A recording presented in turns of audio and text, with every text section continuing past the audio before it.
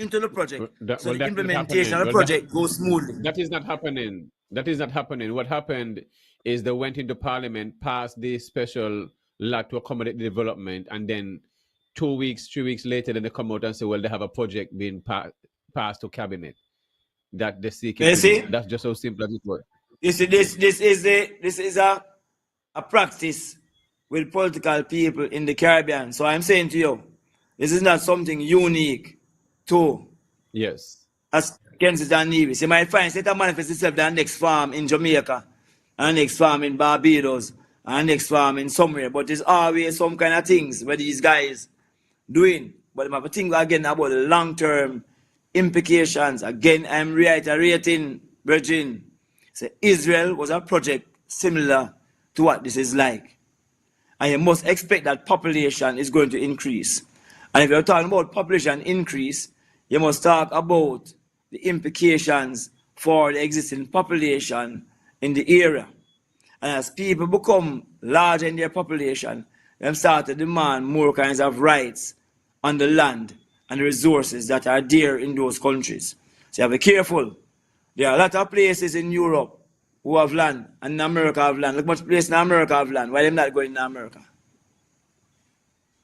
Well, let's say safety. One of the things the developers speak about is safety, and the people who have money looking for safe places to live within the Caribbean. Safe places? And want to feel protected. Yes. Oh, no, but remember, them say the Caribbean rank number 2 in terms of violence in the world. So when they're ready, so when they're ready now, when they're ready, I'm very violent, but then when they're ready now, I'm very safe. So it's a kind of game. Yeah, because so it is violent yes, for Caribbean people, but safe for non-Caribbean people. Yes, because the same developers so it's a family, but me tell you, those are forms of development that I'm encouraging in the region, may I tell you? You know? So because the region of this kind of, again, remember I've not read those documents, but there's a kind of strategy which says that because the Caribbean is a very safe space, you have certain places that are safe space, we can build exclusive communities that you can go and live, and you'll have all the stuff that you require right there and things still. You know what I mean? Them doing those things as business models and things, and saying that the money, but again, I'm asking, where is that money going to stay? Because those malls in those places are not owned by people from St. Kitts and Nevis. Yes, definitely. So that's just something like people take up residence in our country. You see, one of the same thing as you say is I mean, you unpointed everything you're saying, Doc, because one of the things that when the investors, the developers speak, and he's saying, well, they are here, the St. Kitts and Nevis have the highest crime rate in the world. So I asked him, well, why do you want to still bring such an investment in such an unsafe place? All right. But they can't answer the same question. So right there it's beyond, and just you really bring in. There are certain things you must ask though, because yes, if this is this along a coastline as well. Yes, exactly. Yes, exactly. So yes, how do you get access? How do you get access to the beaches? Oh, is there beaches? Is there beaches? They're doing everything. You can't be there beaches. Beaches belong to the St. Kitts people. Of course. Well, they we know that, but that's how they speak. Access to anything. How you get access to those things? You be careful, inside there, everything. Yes. So you people don't have access to those beaches. That is a problem in Jamaica as well. Well, here we have laws that protect no one can own the beach except for the locals. That's you cannot own the beach in St. Kitts and Nevis. That has been protected by the Constitution. So if we can go to any beach that you want. Island. Anytime, yes. You must have beach access. Yes, we don't pay for the so beach. Therefore, we don't have the issue that you have in Jamaica. We don't have that issue. That is great. That's why I'm asking about this gated community now. This community that is being created. Yes. Will that law be applied to that community as well? Should. So what we have to do as a people, we would have to be vigilant as to ensure that that doesn't happen. Remember, if they have their own security system and you have to access the beach by traveling through that community, you can't access that beach, Nothing they can't. If so, that's what I mean. You're not supposed. So we will have to stop it from accessing entry. Right. We're going to have to be vigilant that doesn't happen.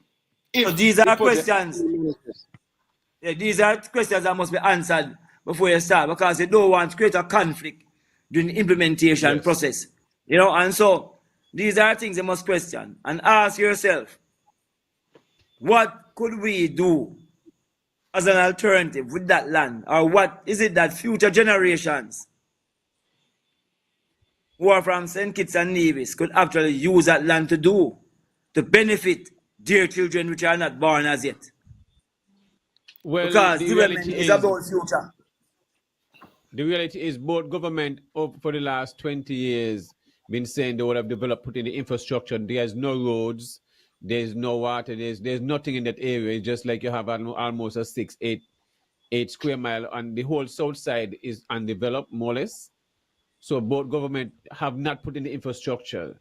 So right now they want to use the development now to let the developers put in the infrastructure so it don't cost the government nothing, and they give them all this duty-free concession settlement, they own port, they own this, they own that. That is the reason why you are here, to educate our people why this is not the way to go, to find a proper way of using their No, but land. no. Except Banky yes. and Professor, 1 second. We got a call on the line, so let's see if we could accommodate the call, and then we get back to the conversation, Yes. the conversation. Caller, good evening. Yes, sir. Yeah, good evening to you. Good evening to you, fellas, and good evening to the guests. It's greetings. The guest is from Jamaica, right? That's correct, right? Yes, he is. Okay, so similar situation about the Destiny project that's proposed to come to Nevis. We can clearly say that Jamaica went through that, right? So what I would like to similar things. Bring us up to speed. Yeah, I would just want to ask the guest if he can, because we cannot tell the future, and that's why this Destiny project is so scary. Why? Can he give us some insights as to what has happened in Jamaica in relation to the Destiny project coming on Nevis? And secondly, after the aftermath of Melissa in Jamaica, because we've seen some military buildup in Jamaica. The geopolitics, we don't know if the U.S. military buildup is going to stay there for a long time. But as far as the farmers go and the plight of the farmers, because we've seen the farmers in Jamaica is now starting to replant, right? But right now, currently, the aftermath of Melissa, Officially, Jamaica Network. the import bill is going to increase. So I guess what I'm driving at is what's going to happen in the near future when the local farmers in Jamaica start producing more. Is the government in Jamaica going to curb back the import bill to, help out the local farmers later as the production increases? That's it for me. Thanks. All right. Let me address this quickly. Based on what I'm hearing about Destiny Project in terms of creating that kind of community, that has not happened in Jamaica. However, creating exclusive areas, like them have these hotels that have exclusive areas in Jamaica and controlled beaches, has led to constant conflict, because community persons cannot access these beaches. And when you have security, just as they have security systems and security persons on the beach, it creates conflict, but also causes to find ways of trying to get around the security, which itself now becomes another problem. All in all, we are saying you want to ensure that your people control and own all the lands in your country. We can't be trying to get rid of all crown lands and get access to all crown lands across the Caribbean, and we are now taking the land and giving other people. But people must understand, they must have very good cost-benefit analysis to see how this is going to impact our people in the very long run. Not in the short run, but in the very long run. And what else could we do with the land, our generations do with the land, to generate significant amount of wealth? Because remember now, the idea of development has also shifted. With the whole concern about climate change, you have to talk about green development. Yes? And so, why is it that Caribbean people can't create their own green places? These are very important things to address. How And do we have the skill set? Of course we have the skill set to the green development.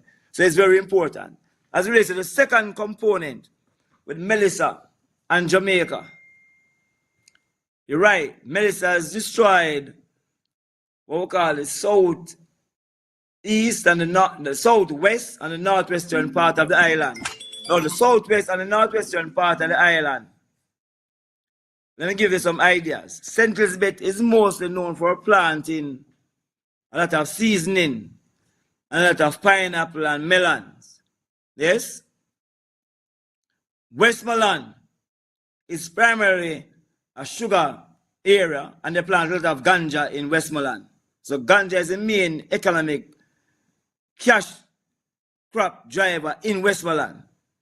Trelawney now is a food parish. So they produce a lot of ground food like yam and potatoes, Irish, carrot, cocoa. Everywhere plant bananas, but those places plant a lot of the underground food that we consume. Manchester is similar to Trelawney in terms of agriculture, in terms of food production, and Hanover is also similar. So that is 1/3 of the island that has been destroyed, that are engaged in particular kind of food production.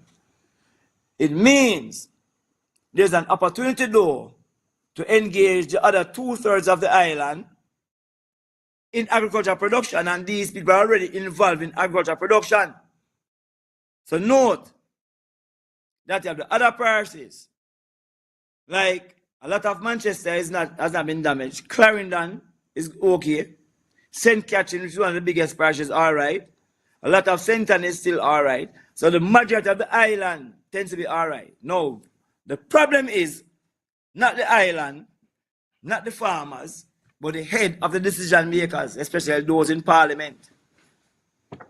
It's not even the technocrats in the different institutions. It is the parliamentarians and the ministers, I find, have the greatest challenges in getting done what needs to get done, and are the biggest hindrances to the recovery process. Biggest.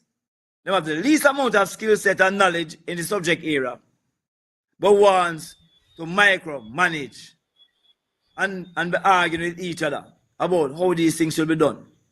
Note, yes, one other thing, and it is good that the brethren mentioned the point of agriculture, because again, what is most important for the agriculture to be revived quickly, which it can be done quickly, is because of health reasons. So note, I plant as well. All of my yard is planted with food. See? You have to think about health, the iron level of the women. So which vegetables they know produce a lot of iron? In Jamaica, we have Jamaican callaloo, but we also have spinach. Yeah, green. Red beans. Yes, vegetable. and these are things that grow in 6 weeks. The other vegetables, including things like carrot and beets and cabbage, cauliflower, those take 3 months. The underground food, the potatoes, the yams, the Irish, those take 6 months. The bananas take 9 months. In countries that deal with chicken and everything there, those take 6 weeks. There's nothing that we need to do to revive agriculture in Jamaica that takes more than a year. Whenever there's a natural hazard, the fastest sector to be revived is agriculture. Now, that depends upon the attention given to it by the key decision makers. Yes, so no, these people sir. are more focused on getting in things through imports rather than start planting right away. It has been 4 weeks. I take 1 week to clean up my space.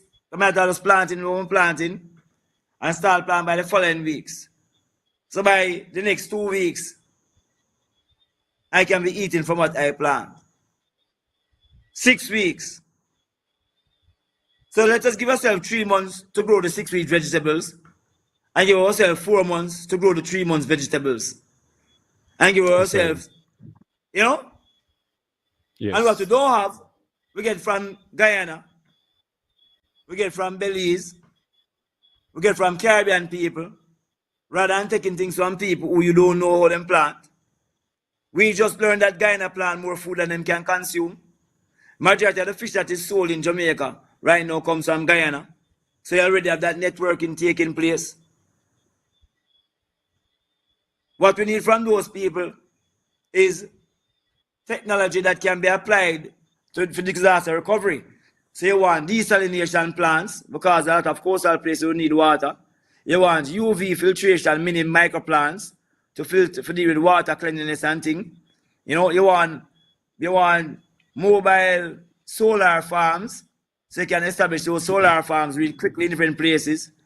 You want windmills that you can set up quite easily, so you ensure that the energy comes to those places, and when those things are implemented, those things can be used even post after the recovery, because those things are things that are practical and useful.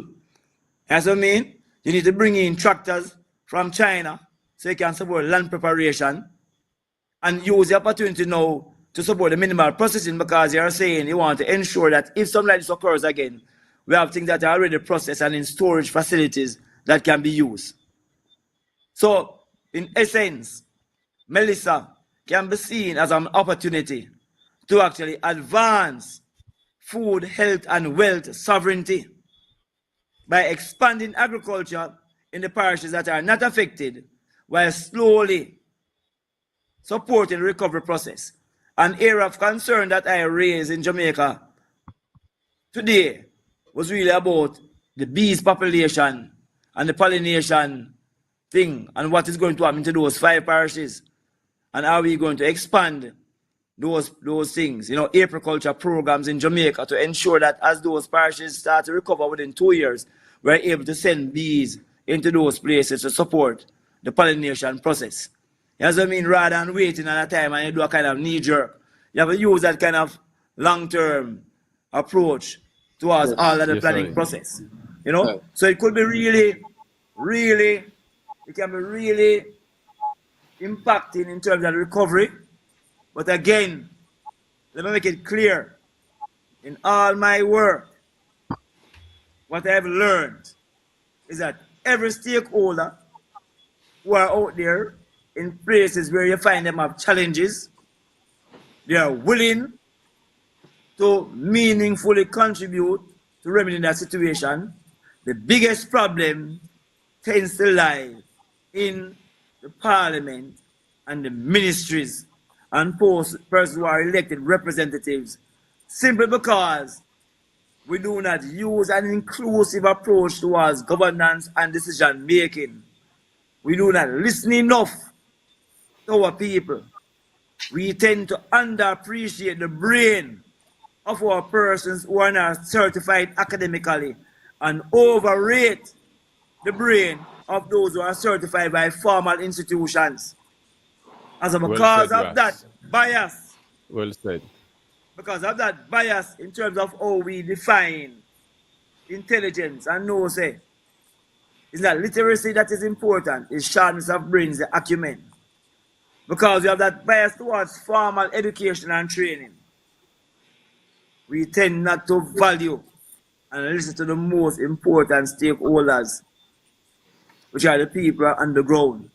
Majority of whom never get the chance to come, you know? So, I think this is a very excellent way for us to, you know, begin, you know, wrapping up for this session. I really want to, you know, keep that invitation open. I hope that you're gonna keep that, you know what I mean, you know, open, so that we could have you back in the space. Yeah, because man. we haven't even touched on a number of other areas that I see that the people can benefit, you know, from you. Yeah. Because you know, I understand you're dealing with the entrepreneurship side. You got crime fighting side. You know, we haven't even gotten into cannabis and so on. So there are a number of other areas that we can tap into. At this point, I also have a lot of people, because remember that no one has a monopoly upon knowledge, you know. So we have good networking of people in different Caribbean territories where we can point each other to connect with those persons, because all of us have so much where we can share and learn from. So anytime we're good for the item and we're good, man. We definitely we're good, you know. And we're gonna seek to encourage. We're gonna use this rostrum to encourage our elected officials to seek to reach out to you so that you can help to impact our communities and St. Kitts and Nevis with some of these specialist areas that you specialize Yeah, in. man. And we have people, again, in a Virgin, I want to make it clear that while I have these skill sets, I have colleagues straight across the Caribbean. Yes. With some really serious skill set. I said, sometimes, as I said, the problem with Africa is that Africa is looking for the solutions outside of Africa. Itself. When they have all the